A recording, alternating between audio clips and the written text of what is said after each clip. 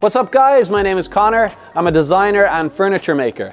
In this video series, I'm going to take you through how we're designing and making a new flat pack dining chair for our furniture brand Hoek Home. I'm going to take you through every part of the process from concept design to prototypes to material testing and fabrication all the way to finished product. So if that sounds interesting to you, let's dive in.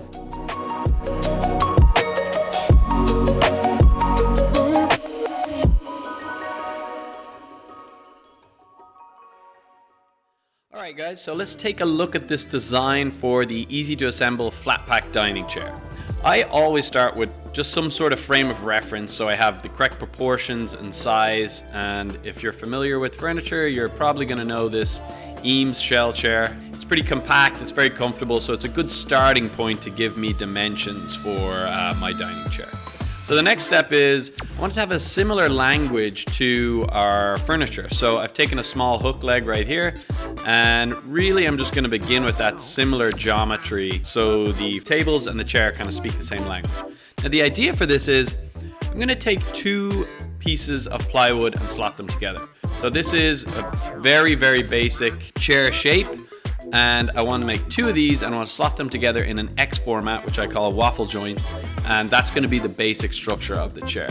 Here we can see in 3D how those two pieces would come together. So there'll be a slot right here, and then these would just pop together, and that's going to give you your basic structure. Now, super basic, nothing fancy yet, but that's where we're going to start. So then what you can see is the chair can become quite wide because it's constrained by this 90-degree joint. So I started to play around with where the joint would be. It doesn't have to be right in the middle. It could be closer to the back. Makes the front of the chair wider and the back of the chair a little narrower. So, you know, something interesting there. Once I had the general concept that this chair was going to be made from two pieces of wood and they were going to waffle frame or slot together, I just started playing around with dimensions and different profiles and seat shapes and just kind of experimenting. Started to develop something here. But what I noticed as I developed the chair from these two pieces is that because it's a 90-degree joint, the chair is quite wide. Now that's not necessarily a big problem, but you know, compared to the Eames chair, it was a little wider, and we want to keep this thing compact. And another thing that I noticed is when you place these pieces of wood on a traditional sheet of plywood, a 4x8 sheet, you get a very bad yield. So I'm not being very materially efficient with these huge pieces of wood, and also they're going to be quite heavy. So that led me to my next point of investigation. I started to think about maybe that I could break this into two elements. And here's where, for me, it started to get really interesting. So I took that shape and I broke it right here. So I got a piece at the back and a piece at the front. Now, I really started to like this geometry right here and here. And as I refined them and curved the edges and then thought about a joining plate or a bracket right here to make the two of them join together, this is where I started to get pretty excited about the design.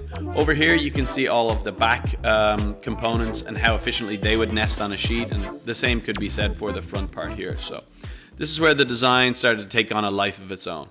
Okay, so we have the profiles drawn up on our computer program in Rhino, and I'm going to use a 1-inch Baltic birch for the waffle frame, the structure of the chair. So this is a 4x8 sheet of plywood. We're going to cut it out on the CNC. Again, you don't need a CNC to do this. It's just like easier when we have it at our disposal. So we're going to throw this up onto the machine, cut out the pieces, and then we'll take it from there. So these pins, they're pneumatic pins that are in the CNC, and they pop up so we can position the sheet of plywood in the correct 0, point, and then they pop back down to get out of the way of the blade. So super handy.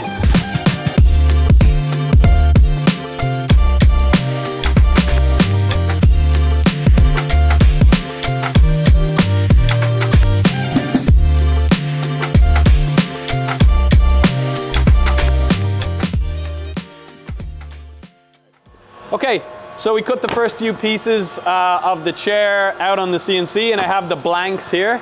You can see how they'll fit together, that waffle frame.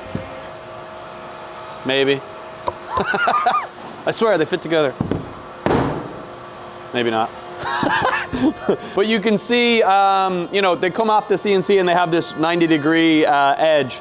So the next step is just to get these on the router table, and we're gonna round over the edges, and it's just gonna look more smooth, sleek, a nicer aesthetic. So let's get routing them up.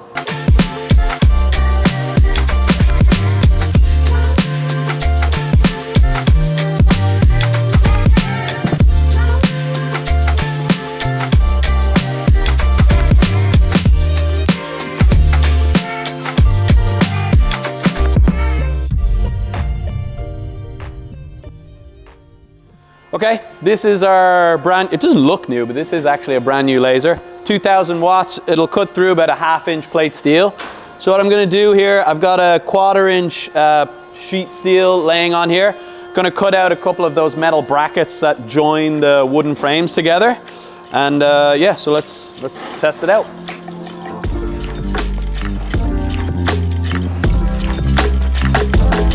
So I got 2 brackets here.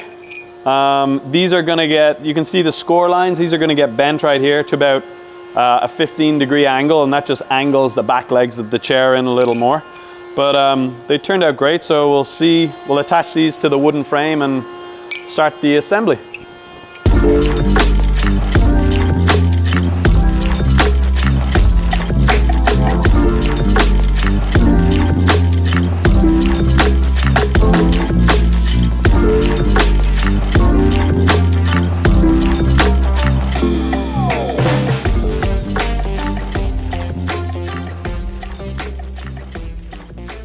In this video, we covered the initial concept design, just doing some hand sketching, trying to get the general concept going. We did some 3D modeling in Rhino, did a bunch of different iterations there to see what kind of forms and shapes we liked with the seats and the frame. And we cut out the initial pieces on the CNC from the plywood. So again, you don't have to have a CNC to do this, we just have it at our disposal. So if you have any questions about any of my process here, hand sketching, 3D modeling in Rhino, or even how we use the CNC, definitely drop the questions in the comment section below. If this type of content is interesting to you, I have lots of other series on design and fabrication, so definitely like and subscribe to this channel. You'll get a lot more content where that came from. And if you're interested about the furniture brand as a whole, we actually have a Hoek Home channel on YouTube, and we focus on different things, entrepreneurial aspects, day-to-day life of the shop, and a whole host of things, even marketing. So if that sounds interesting to you, head over to the Hoek channel. I'll put the link here, and click like and subscribe, whatever you got to do to follow that. And I will see you next week. Thanks for watching.